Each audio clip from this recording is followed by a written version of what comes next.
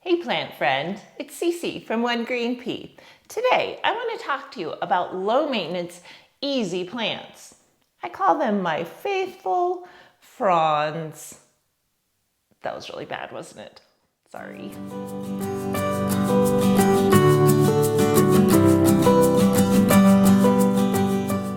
Okay, so bad puns aside, let's actually talk about some low maintenance plants. I mean, I'm always up for a challenge, and it's fun to have some challenging plants in my collection, but really the bulk of your collection should probably be plants that don't require a ton of effort, thought, attention, maintenance, unless that's all you want to do. These plants are also really well suited for new plant parents. So what does it take to qualify in my mind as a low maintenance plant? It would be a plant that is easy to take care of, a plant that allows for some benign neglect. It's okay to forget to water or to not have the exact ideal conditions, and a plant that grows well, but not too well.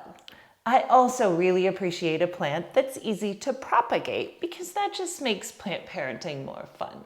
So let's break them down one by one. The number one low maintenance plant in my mind, and a plant I will always have in my collection, is the Pothos, Epipremnum Aureum. I have loads of these plants and they're all over the house. They're up on bookshelves, they're on windowsills, they're in the bathroom, in a variety of different conditions, and they're all doing really well.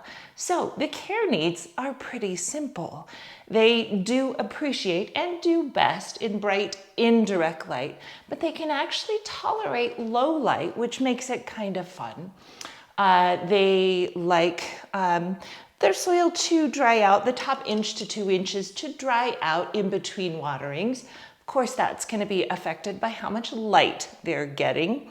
And the soil that they prefer is just a chunky, well-draining, standard potting mix.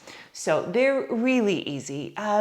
Propagating them is a cinch. In fact, I learned a lot about propagating plants from my Pothos plants. I have a whole video on propagation and care of Pothos, and so I will link that. Please visit that for more information. But here's my number one plant. Number two on my list of low maintenance, easy plants is the very basic, very common spider plant. Why do I love spider plants? Because they're graceful and elegant and very prolific. They make babies quite readily.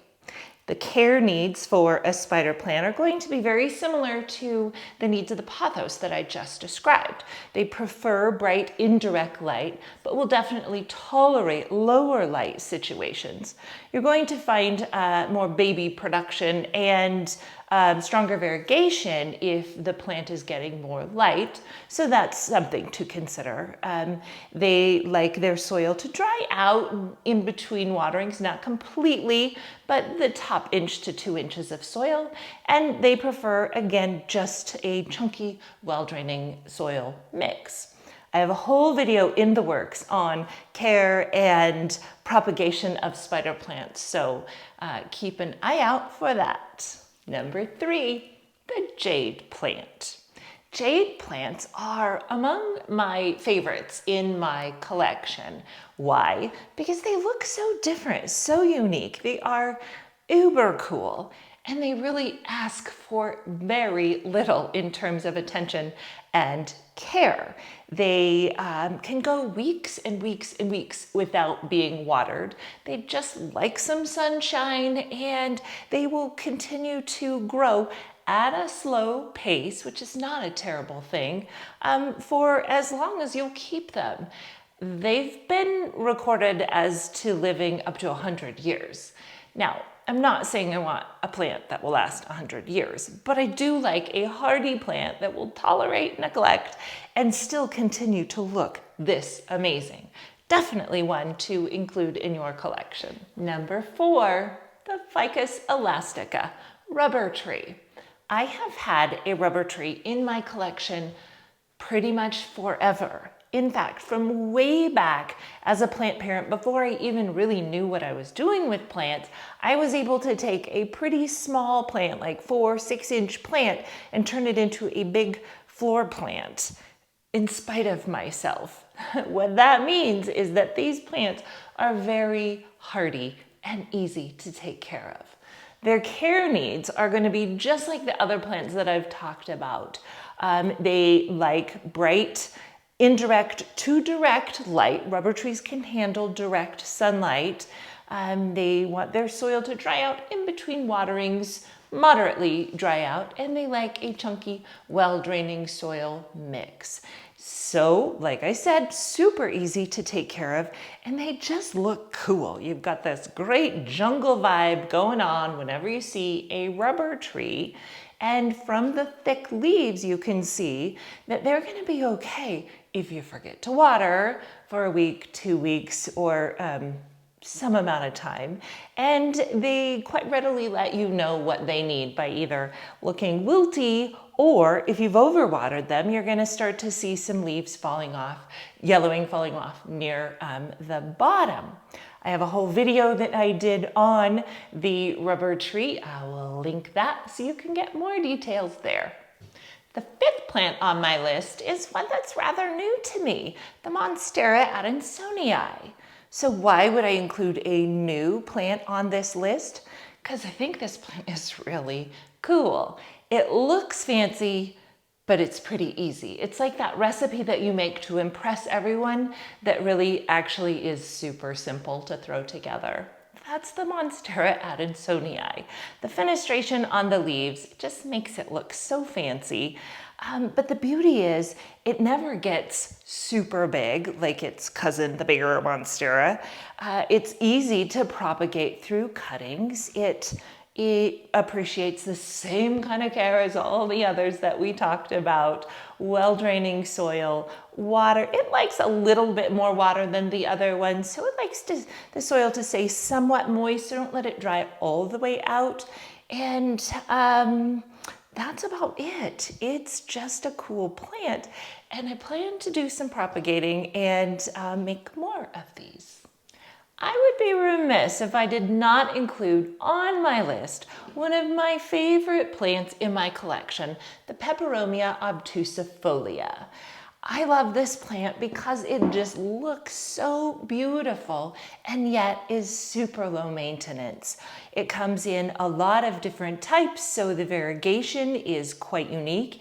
Even on the same plant, you get different amounts of variegation and patterns of variegation. I just think that that's a really cool feature. I have propagated my Peperomia so many different times. I have a whole video on it. Again, I'll link that so that you can refer to that. But they are, as all of the plants we've talked about, really low maintenance, really easy to care for.